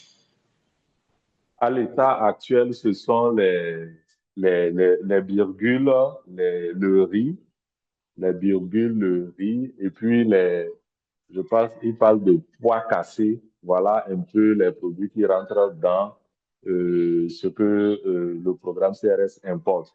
Maintenant, au niveau local même, il y a je peux dire le poisson qui est, la production locale n'est pas suffisante. Donc, il y a également une part importante du poisson qui fait partie des produits importés. Donc, voilà un peu. Je ne sais pas si c'est bon. Oui. Il y a encore une question pour vous, Monsieur Kodjo, sur le partenariat avec les OP qui est encore timide au Togo. C'est des expériences pilotes de collaboration avec la CETOP, c'est ça, c'est pas au niveau du programme entier. Oui, déjà au niveau du Togo, nous avons le gros problème, c'est le problème de financement. C'est le problème de financement même au niveau de l'État, c'est-à-dire le financement interne du programme. C'est ce qui fait que on a du mal à lancer tout le programme sur les achats locaux. Voilà. Et donc, les financements qu'on a, par exemple du PAM, donc aussi de CRS et des autres partenaires, aujourd'hui, ce sont ces financements-là qui sont, disons, sous forme de projets et donc réguliers, qui nous permettent vraiment de pouvoir expérimenter les achats locaux. Voilà. Mais nous continuons de travailler avec l'État, nous continuons ces plaidoyers-là, nous continuons de définir des mécanismes de financement beaucoup plus certains pour qu'il y ait suffisamment de ressources pour pouvoir lancer tout le programme sur les achats locaux. Voilà vraiment le gros souci. Oui. C'est le financement. Le nœud, c'est vraiment le budget par enfant, par repas, qui est insuffisant. Oui, qui est insuffisant. Aujourd'hui, nous sommes toujours à 1 milliard de francs CFA par rapport à l'inflation, au nombre de bénéficiaires, à l'augmentation du nombre de bénéficiaires naturels. C'est vraiment insuffisant. C'est vraiment insuffisant. Donc, il y a des plaidoyers qui sont en cours pour vraiment faciliter cela. Il y a un comité interministériel qui est en place également, qui continue de faire ce plaidoyer-là auprès du gouvernement pour pouvoir vraiment augmenter l'enveloppe budgétaire afin que le programme soit suffisamment orienté sur les principes de la loi. Merci. Vous êtes à 150 francs CFA ou à peine par enfant, par repas? Oui, c'est effectivement ça, c'est effectivement ça. Déjà, un coût qui vraiment n'est plus réaliste parce qu'avec les études qu'on a fait aujourd'hui, on est à 190 francs. Voilà ce que le coût unitaire qu'avec le PAM, on a essayé de mettre, d'étudier, c'est 190 francs. Donc, vous voyez que c'est même pas 150, on est à 125. Donc, l'écart est assez considérable. Dans la réalité, 125. Et vous, ce que vous avez calculé pour un repas correct, ça serait 190. Exactement. Sans parler d'un repas diversifié, c'est ça? Si les 190 prennent en compte, oui, le repas diversifié, puisque c'est un coût qui a été étudié en collaboration avec la division de la nutrition, donc le ministère de la Santé, qui est impliqué également dans la mise en œuvre du programme. Et donc ça, je pense que ça répond aussi à la question sur l'équilibre nutritionnel et la formation des mamans cantines sur l'équilibre nutritionnel. Il y a des formations qui sont faites, je pense au Ghana aussi, mais après, ça vient buter sur le coût. Oui, ces formations-là, donc, il y a les formations et les recyclages qui sont faits chaque année. Et donc, c'est le ministère de la Santé, à travers sa division de la nutrition, qui assure cette activité-là. Également, qui assure l'activité de déparasitage qui est faite au niveau des élèves bénéficiaires. Alors, donc ici, il faut préciser que la loi a déjà décrit un cadre de collaboration entre les différents ministères clés qui interviennent en matière d'alimentation scolaire.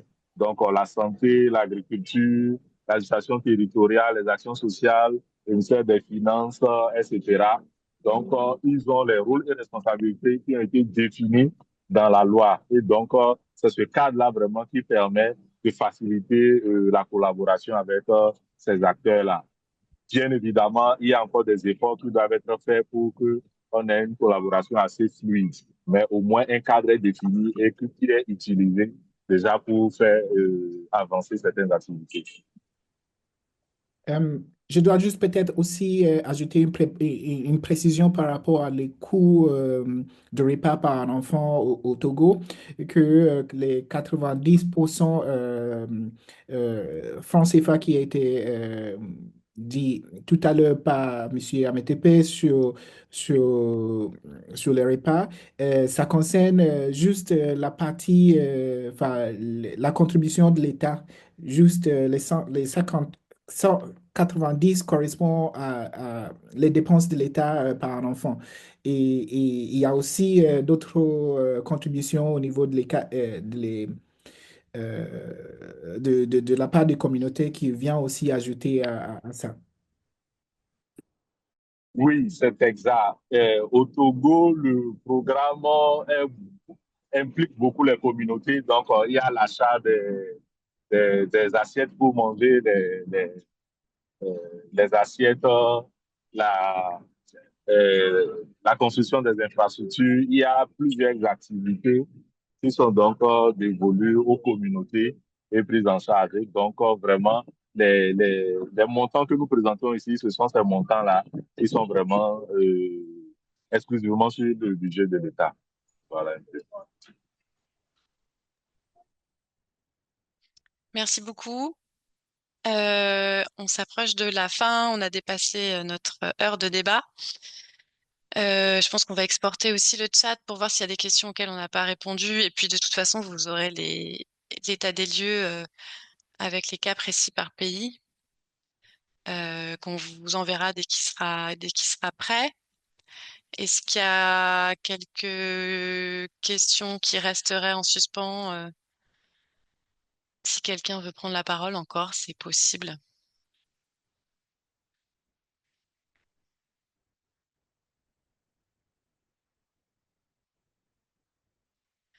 Ok, ouais, il y a Daouda, j'ai pas vu. Oui, c'était juste euh, un petit clin d'œil par rapport au concept de souveraineté alimentaire qui est utilisé dans tous nos pays. Aussi, système alimentaire territorialisé. C'est des concepts qu'on utilise, qu'on aime beaucoup utiliser, mais est-ce que la question de fond, ce n'est pas le défi à relever, ce n'est pas de voir dans quelle mesure l'alimentation scolaire, l'approvisionnement des cantines scolaires peut constituer une façon de montrer que cette volonté politique est faisable et jouable. Parce qu'on a une opportunité quand même à travers différents acteurs, les producteurs, leurs organisations, j'insiste bien sur leurs organisations, un marché, c'est les élèves qui mangent, un acteur étatique qui doit contrôler la qualité de l'alimentation. Est-ce qu'on n'a pas là, effectivement, les moyens de traduire une volonté politique nationale en quelque chose qu'on pourrait appeler une territorialisation des politiques publiques à travers un cas concret?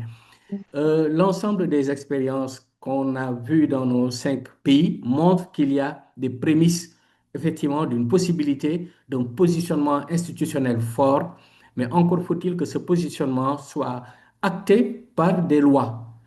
On a au Togo la loi qui est là, mais les expériences de terrain qui ne suivent pas, qui ne sont pas à la dimension de la loi. D'autres pays où on a des expériences de terrain, mais qui ne sont pas traduites en loi. Peut-être qu'il faudrait arriver à mixer les deux pour avoir quelque chose qui puisse constituer un dispositif à capitaliser et qui puisse servir d'exemple pour la mise à l'échelle de toutes ces riches expériences qu'on a vues dans ces différents pays. Merci.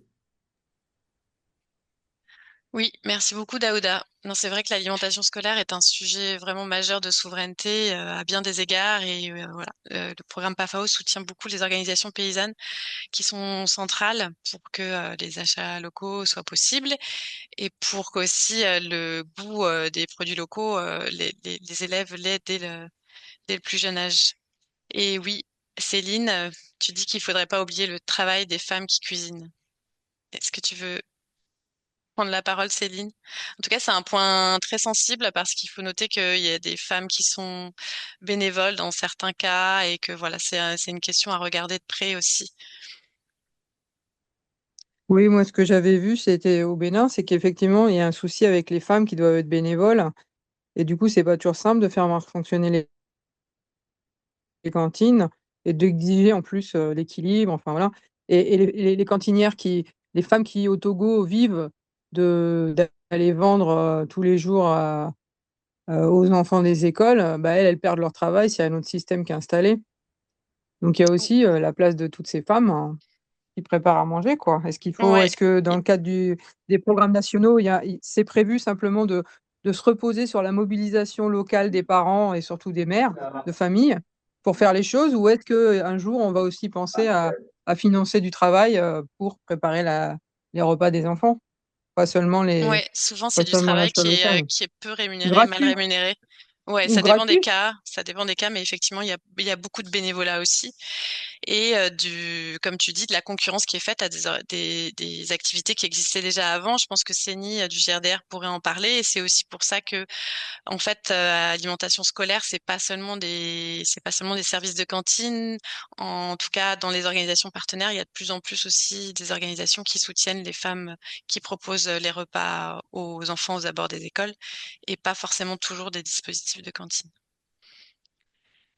Ouais, c'est pour ça que Euh, le modèle ghanéen, il peut être aussi différent. Il peut être vu comme un système où il y a du business qui est créé et pas seulement se reposer sur le travail gratuit des femmes. Tout à Oui, fait. Donc là, effectivement, ouais. pardon, j'avais envie d'aussi réagir par rapport à ça parce que c'est quand même intéressant. En fait, si on voit ces deux côtés-là, c'est que d'un côté, ça crée des emplois, mais en réalité, en fait, si tu vois dans le pratique, vu que c'est un agent tout seul qui doit maîtriser toute la chaîne d'approvisionnement, ça crée quand même des stress importants, des stress parfois psychologiques. Il y a aussi la pression de retard de paiement qui est aussi important dans ça qui fait que souvent, toutes ces, majoritairement des femmes, comme j'ai parlé euh, pendant ma présentation, sont soumises enfin, subissent la pression de tomber sur une dépendance des crédits et qui fait qu'il doit aussi trouver un autre, soit trouver un autre deuxième emploi pour pouvoir compléter en ajoutant de son travail déjà qui mène aussi à la maison, quoi. Voilà. Ouais, merci Bright. Il y a eu des publications de l'IRD récentes sur ce sujet-là, de leurs conditions de travail. Alors ensuite, il y a un certain nombre de mains levées. Je ne sais pas dans quel ordre. Daouda, Non, non, je non, passe. c'est une ancienne main. Yvon,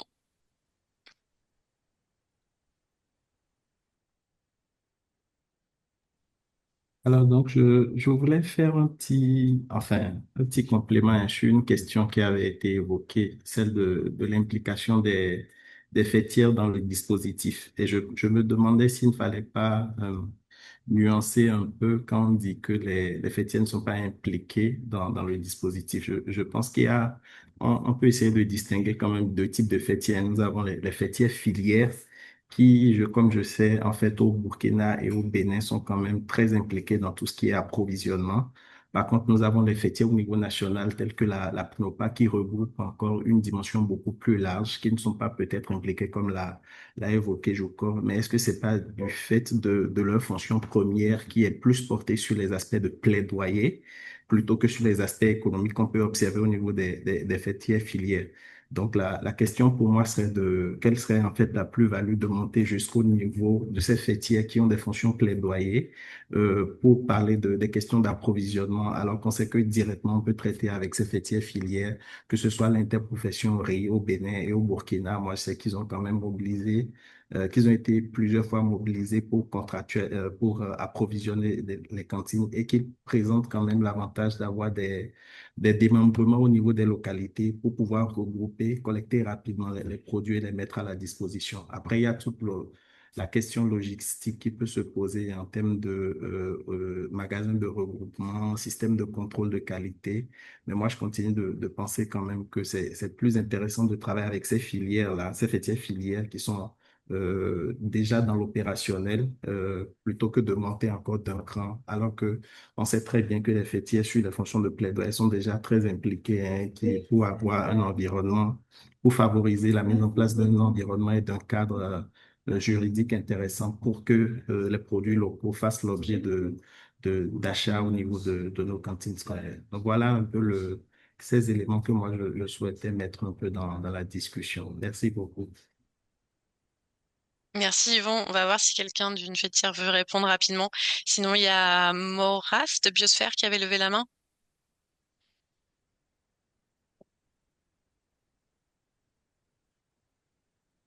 Vous nous entendez? Vous entends. Oui. D'accord, merci. Moi, c'est Boura Sakako de l'ONG Biosphère du Bénin. Donc, à travers nos activités, nous venons en appui au dispositif mis en place par le gouvernement. Et dans ce dispositif-là, les communautés sont censées s'occuper de tout ce qui est apport en protéines animales et aussi les légumes et fruits, etc. Mais on a constaté que dans plusieurs écoles, les cotisations des populations ne suffisaient pas suffisamment à avoir des repas équilibrés. Donc, les initiatives de jardins scolaires mises en place, gérées, dimensionnées de telle façon que les jardins puissent fournir les nutriments, les légumes nécessaires, sont venus appuyer et renforcer le dispositif de l'État. Et donc, nous avons au moins maintenant des repas qui sont équilibrés et qui sont suffisamment fournis en légumes et fruits. Maintenant, comme je le disais, il y a un défi, c'est l'apport en protéines. Dans certaines zones, comme les zones de pêcherie par exemple, nous travaillons avec les pêcheurs et nous pensons qu'on peut promouvoir les poissons dans l'alimentation scolaire, c'est-à-dire on accepte de prendre des produits de pêche au niveau des pêcheurs. Au Bénin, l'État ne promeut pas cet aspect de pêche de poissons, mais plutôt mise sur les œufs.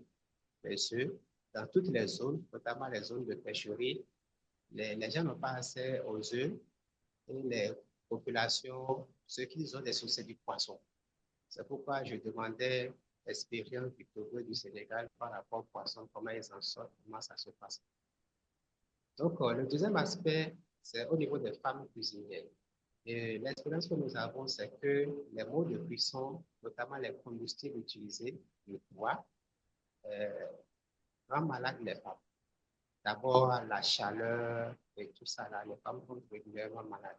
Et nous, dans quelques écoles, nous avons promu d'autres combustibles, notamment les combustibles écologiques, les foyers améliorés, qui épargnent les femmes de l'exposition à la chaleur.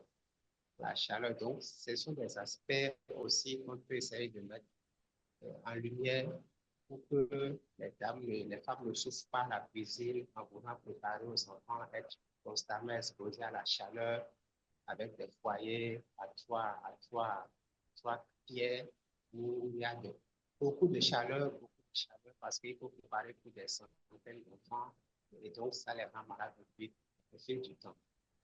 Donc voilà les deux aspects que je voudrais aborder. Ok, merci beaucoup pour ce témoignage concret. On a encore 4 mains levées rapidement. Donc, Monsieur Ning du Sénégal. Bonjour à tout le monde. Je félicite l'ensemble des participants pour les brillantes interventions par rapport à ce sujet qui est plus qu'important pour nous tous. Ce que je voulais dire juste, c'était de dire que aborder la question un peu avec la contribution de Daouda Diagne tout à l'heure, qui disait que il y a une volonté manifeste dans nos différents pays pour travailler sur les questions de souveraineté alimentaire. Je pense que par rapport à cette volonté politique, l'action des organisations paysannes et les initiatives entreprises pourraient servir de base pour proposer et formuler en termes de propositions concrètes pour réorienter les politiques dans nos différents pays. L'autre élément que je voulais dire, c'est de comment on peut arriver à réfléchir autour de l'ensemble des réseaux auxquels nous appartenons tous et aux différents niveaux pour arriver à mieux valoriser nos expériences en produisant des connaissances qui permettraient à l'ensemble de nos États de réfléchir et de travailler sur une réorientation de leurs actions politiques et programmes. Merci. Merci, Monsieur Kodjo. Alors, merci. Je voulais revenir un peu sur les conditions des femmes qui travaillent sur les cantines parce qu'elles sont nombreuses. Alors, nous, au niveau du Togo, nous avons introduit dans le programme une activité autonomisation de la femme. Alors, à travers cette activité-là, on essaie de revaloriser donc les conditions de la femme. Donc, les femmes qui sont employées au niveau qui travaillent au niveau des cantines, il y a des mesures d'accompagnement. Ils reçoivent des financements pour la mise en place d'activités génératives de revenus où également ils sont encadrés et formés sur la mise en l'exploitation de ces activités-là. Également, pour ne pas trop rester dans le bénévolat, il y a eu une pratique, surtout cette année, qui consiste à les rémunérer avec au moins disons 10 francs par plat servi. Donc, on a vu qu'en moyenne, avec l'effectif, en moyenne, ça permet à ces femmes-là d'avoir au moins 7 500 francs CFA par mois, en plus des autres accompagnements qu'ils reçoivent. Donc, cela pour corriger un peu l'aspect bénévolat qui a été toujours mis en avant et qui doit donc laisser voir un système d'exploitation au sein du programme. Donc, voilà un peu les dispositions qui ont été prises au niveau du Togo. Merci beaucoup. Merci MTP, Joukov. Puis il y aura... Ah oui, encore plusieurs personnes qui ont levé la main, mais il va falloir qu'on termine. Joukov, je te repasse la parole. Merci, Hélène. Ok, je suis tout à fait d'accord avec Yvon qui disait tantôt que la PNUPA doit rester normalement dans son rôle de plaidoyer et d'amélioration de l'environnement porteur dans lequel évoluent les acteurs des chaînes de valeur agricoles. Je suis totalement d'accord. Mais ce qu'on constate, c'est qu'au niveau de l'ANAN, bien au niveau du pilotage du PNUACI, les OP sont absentes. Et donc, nous pensons que la PNUPA doit être présente à ce niveau-là parce qu'elle maîtrise beaucoup plus tout ce qui est politique, tout ce qui est loi, et pour pouvoir orienter les choses à ce niveau. Par contre, pour l'acquisition des produits, le principe de subsidiarité qui est très cher à la PNUPA doit prévaloir. Donc, les OP filières à ce niveau doivent normalement agir à travers leur coopérative à la base pour fournir les produits aux cantines scolaires. Aussi, passer par la PNUPA et ces fêtières est une manière quand même de renforcer le membership de ces dernières. Aller directement au niveau des coopératives à la base, tout ça là, souvent les coopératives ne voient pas l'effort que leurs fêtières et la PNUPA fournissent dans ce sens. Et quand c'est les fêtières qui leur orientent, qui leur disent voilà ce que vous allez faire, tout ça là, ils se sentent beaucoup plus appartenir à ces organisations-là que si ça vient directement d'une organisation qui est en haut là. De même, ça va de même pour les renforcements de capacité que nous pensons qu'il faut mieux les structurer à travers les OP et ainsi de suite, à travers les fêtières. Je vous remercie. Merci pour cette réponse très claire. Oui, c'est aussi une question de capacité, de pouvoir des OP et de leur capacité de négociation après. Tidiane de l'ANPDI, rapidement, puis Philippe, puis quelqu'un qui n'est pas nommé. Tidiane, on vous écoute. Oui, bonjour à tous. Bonjour à tous. Oui, on vous entend bien. D'accord, merci beaucoup.